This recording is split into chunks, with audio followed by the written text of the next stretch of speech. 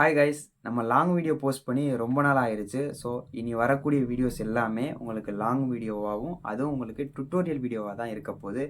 நிறைய பேர் கேட்டுகிட்டே இருந்தீங்க.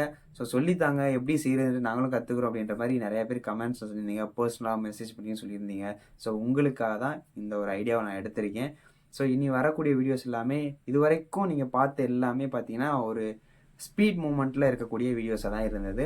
ஸோ அதில் சில நுணுக்கங்களை நாங்கள் கற்றுக்க முடியல பிரதர், கொஞ்சம் நீங்கள் ஃபாஸ்ட்டாக கம்மி பண்ணிவிட்டு ஸ்லோவாக சொல்லிக் கொடுங்க அப்படின்ற மாதிரி மென்ஷன் பண்ணியிருந்தீங்க. ஸோ இனிமேல் உங்களுக்கு வரக்கூடிய வீடியோ எல்லாமே ஸ்டெப் பை ஸ்டெப் நான் எப்படி செய்கிறேனோ அதை அப்படியே நீங்கள் பார்த்து செய்ய போகிற மாதிரி தான் இருக்க போகுது. ஓகே, அதோட தொடக்கம் தான் இந்த வீடியோ. இந்த வீடியோவில் நம்ம ஒரு அழகான குட்டி முருகருடைய சிலை செய்ய போகிறோம். ஸோ இதோட ஷார்ட் வீடியோ ஆல்ரெடி நான் போஸ்ட் பண்ணிட்டேன். அதுக்கான லாங் வீடியோ தான் இந்த வீடியோ. இந்த வீடியோவில் ஃபுல் அண்ட் ஃபுல் முருகருடைய ஃபேஸ் எப்படி நான் ரெடி பண்ணேன் அப்படின்றத பார்க்க போகிறோம். ஸோ இது ரொம்ப லென்த்தாக போகிறனால நான் என்ன பண்ணியிருக்கேன் அப்படின்னா, இந்த வீடியோவை 3 பார்ட்டாக பிரித்து ஸ்டெப் பை ஸ்டெப்பாக உங்களுக்கு நான் சொல்லித்தர போகிறேன். இதை எப்படி செய்கிறது இது எல்லாமே நம்ம இந்த வீடியோவில் பார்க்க போகிறோம். அதோட ஃபர்ஸ்ட் வீடியோ இது. அடுத்து வர பார்ட்ஸ் எல்லாமே மறக்காமல் பாருங்கள். இந்த வீடியோவை நீங்கள் ஃபுல்லாக பார்த்து முடிக்கும்போது உங்களுக்கே ஒரு ஐடியா கிடைக்கும். இந்த சிலை இப்படி தான் செய்யணும், ஸோ இந்த மாதிரி தான் ஸ்ட்ரக்சர் வச்சு இந்த பிரதர் செய்கிறாரு அப்படின்றத நீங்களே ஓனாக செய்ய கற்றுக்க ஆரம்பிப்பீங்க. ஓகே, இந்த வீடியோவை ஃபுல்லாக பாருங்கள். நீங்கள் இன்னும் நம்மளோட சேனலை சப்ஸ்கிரைப் பண்ணாமல் இருந்தால் சப்ஸ்கிரைப் பண்ணி சப்போர்ட் பண்ணுங்கள். இந்த மாதிரி இன்ட்ரெஸ்டடாக இருக்கக்கூடிய உங்கள் ஃப்ரெண்ட்ஸ் எல்லாருக்கும் இந்த வீடியோவை ஷேர் பண்ணுங்கள். ஓகே, வீடியோக்குள்ளே போகலாமா? வாங்க. இந்த குழந்தை முருகருடைய உடல் அமைப்பு ஆல்ரெடி நம்ம செஞ்சு முடிச்சாச்சு. ஸோ இன்னி பார்க்க போகிறது அந்த முக அமைப்பை எப்படி நம்ம கொண்டு வர்றோம், அதை எப்படி செய்யலாம் அப்படின்றதான் பார்க்க போகிறோம். இது ஒரு வால் ஃப்ரேம் மாடல் அப்படின்றனால பேக்ரவுண்டில் நான் ஒரு டைல்ஸை ஃபிக்ஸ் பண்ணி அதில் தான் நான் வச்சு செஞ்சுருக்கேன். 3D மாடலில் தான் இருக்குது. ஃபுல் ஸ்டாச்சு கிடையாது. அதாவது புடைப்பு சிற்பம் அப்படின்னு சொல்லுவோம் இல்லையா, அந்த காலத்தில் அந்த கான்செப்டில் இதை செய்கிறது. ஸோ இதை செஞ்சதுக்கப்புறம் இது நிறையா ப்ராசஸிங்க்கு அப்புறம் போயிட்டு நமக்கு ப்ராடக்டாக வெளியில் நம்ம கொண்டு வருவோம். ஸோ ஃபஸ்ட்டு நம்ம வந்து இந்த வேல் எப்படி செய்யலாம் அப்படின்றத பார்க்கலாம். எப்போவுமே முதல்ல நீங்கள் செய்யும்போது உங்களுக்கு கையில் ஒரு மாடல் ஃபோட்டோ ஒன்று வச்சுக்கோங்க. என்ன சிலை செஞ்சாலும் சரி. இல்லை எனக்கு ஐடியா இருக்குது அப்படின்னா மைண்டில் ஏற்றிக்கிறது அதெல்லாம் அதுக்கப்புறம் நல்லா டெவலப் ஆனதுக்கப்புறம் நீங்கள் அந்த மாதிரி பண்ணிக்கலாம். ஃபஸ்ட்டு நீங்கள் பண்ணும்போது ஒரு ஃபோட்டோ காப்பி பக்கத்தில் வச்சுக்கோங்க. ஏன்னா வேல் அப்படின்னு எடுக்கும்போது வேலுக்குன்னு நிறைய அழகான ஃபோட்டோஸ்லாம் நிறைய இருக்கும், நிறைய டிசைன்ஸ் உள்ளது இருக்கும், பிளெயினாக இருக்கிறதும் இருக்கும். ஸோ அதில் எந்த மாடல் உங்களுக்கு பிடிக்குதோ அதோட ஃபோட்டோ காப்பி பக்கத்தில் எப்போவுமே வச்சு அதில் எப்படி இருக்குது அப்படின்றத பார்த்து ரொம்ப நுணுக்கமாக பொறுமையாக பண்ணுங்கள். அப்போ தான் அழகாக வரும். இதில் வந்து பொறுமை ரொம்ப ரொம்ப ரொம்ப முக்கியம்.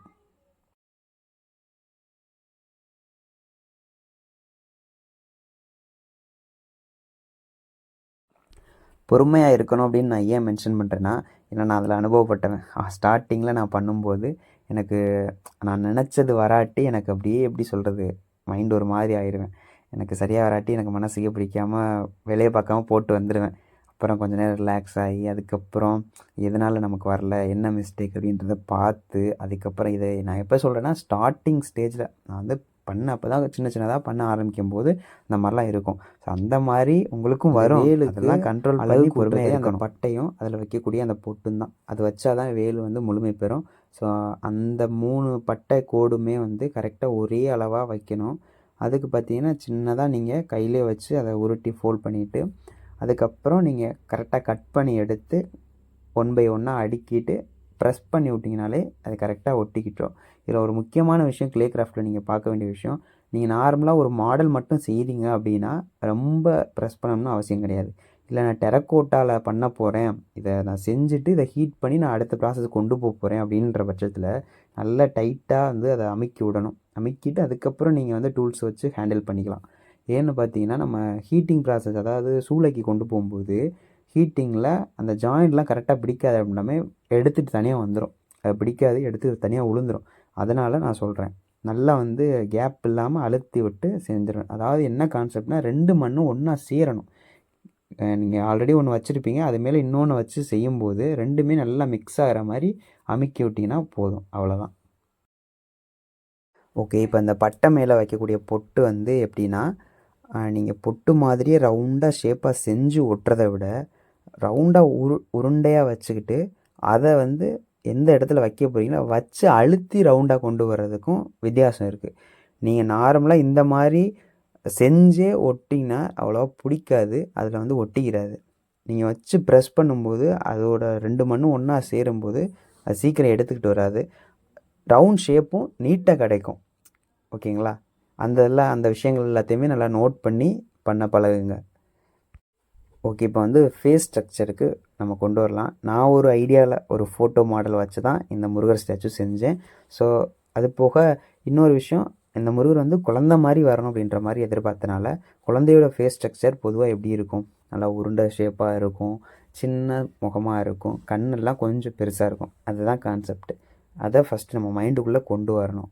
அதுக்கேற்ற மாதிரி ஸ்ட்ரக்சரை நம்ம போட ஆரம்பிக்கணும். இப்போது நம்ம ஸ்ட்ரக்சர் ஓரளவு கொண்டு வந்தாச்சு.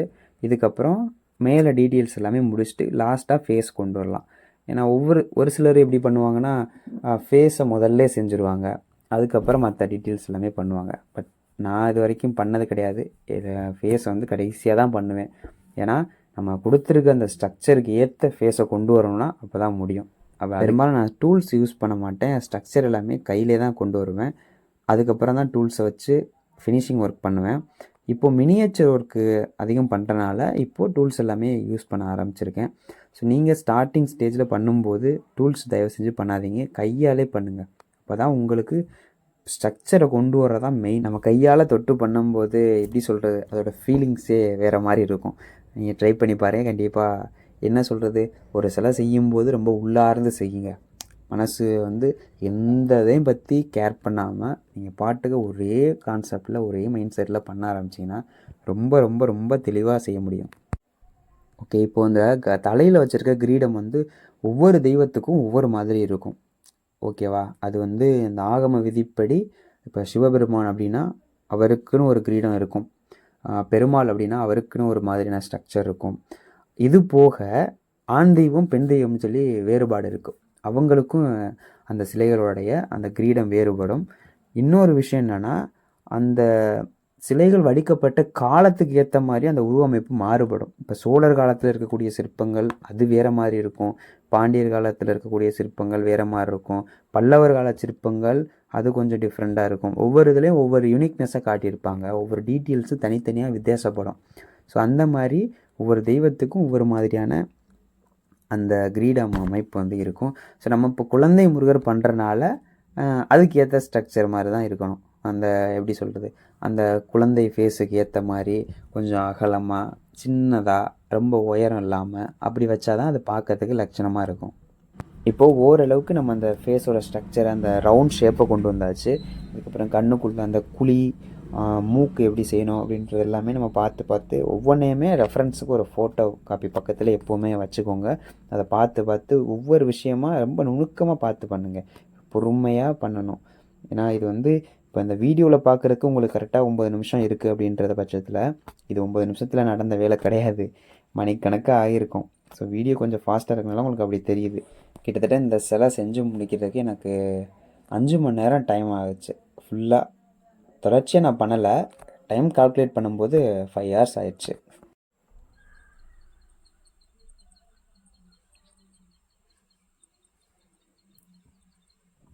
அந்த கண்ணை பகுதியெலாம் குழந்தையாக இருக்கும்போது எப்படி இருக்கும் நீங்கள் பார்த்துருப்பீங்கள்ல, அந்த மாதிரி உங்களுக்கு ஃபோட்டோவில் ஒரு பக்கம் பார்த்த ஃபோட்டோவில் பார்த்திங்கன்னா 2D மாடலில் தான் இருக்கும், நம்ம பண்ணுறதோ 3D. அப்போ நம்மளாக தான் அசியூம் பண்ணிக்கணும், இது இப்படி இருக்குது, அப்போ நம்ம இந்த மாதிரி ஏற்றிக்கணும், இந்த சைடு ஏற்றமா இந்த சைடு இறக்கமா, இந்த மாதிரி எல்லாமே நீங்களாக ஒரு கற்பனையில் தான் பண்ணணும். ஃபோட்டோவில் இருக்க மாதிரி கரெக்டாக ஃபோட்டோவில் ரவுண்ட் ஷேப்பில் தான் இருக்கும், அந்த ஷேப் வரலையே அப்படின்னு சொல்லி ஃபீல் பண்ணக்கூடாது. நம்ம தான் பார்த்து அட்ஜஸ்ட் பண்ணிக்கணும். ஃபோட்டோ ஜஸ்ட் ஒரு ரெஃபரன்ஸுக்கு, அவ்வளோதான். ஓகே, நான் ஆல்ரெடி சொன்ன மாதிரி இந்த வீடியோவில் ஃபுல்லாக கவர் பண்ணலை. ஸோ நெக்ஸ்ட்டு இன்னும் 2 பார்ட் வரும். அந்த பார்ட்ஸ்லாம் நீங்கள் பார்த்து முடித்ததுக்கப்புறம் தான் உங்களுக்கு ஃபுல் ஸ்ட்ரக்சர் எப்படி பண்ணணுன்ற ஒரு ஐடியா கிடைக்கும். ஸோ இதில் ஓரளவுக்கு பேசிக்கான விஷயங்கள் எல்லாருமே நான் சொல்லியிருக்கேன், வீடியோஸ்லேயே நீங்கள் பார்த்துருக்கீங்க எப்படி பண்ணியிருக்கேன்றதையும். ஸோ இதை வச்சு நீங்கள் பண்ண ஸ்டார்ட் பண்ணுங்கள். ஸோ இன்னொரு விஷயம், நம்ம சேனல் நீங்கள் நிறையா பேர் பார்க்குறீங்க, பார்த்ததுக்கப்புறம் சப்ஸ்கிரைப் பண்ணுறீங்க, பண்ணதுக்கப்புறம் பெல் பட்டனை கிளிக் பண்ணி அந்த ஆல்ற நோட்டிஃபிகேஷனை ஆன் பண்ணிங்கன்னா மட்டும்தான் என்னோடய வீடியோஸ் உங்களுக்கு நோட்டிஃபிகேஷனில் வரும். ஓகேங்களா? அதை நிறையா பேர் பண்ணலைன்னு நினைக்கிறேன். ஓகே கைஸ், இந்த வீடியோவில் நான் பேசினதில் எதுவும் சஜஷன்ஸ் இருக்குது அப்படின்றத கமெண்டில் சொல்லுங்கள். இன்னும் நான் என்னென்னலாம் உங்களுக்கு சொல்லணும் அப்படின்றதையும் கமெண்டில் சொல்லுங்கள். ஸோ நெக்ஸ்ட் வீடியோவில் மீட் பண்ணலாம். பாய்.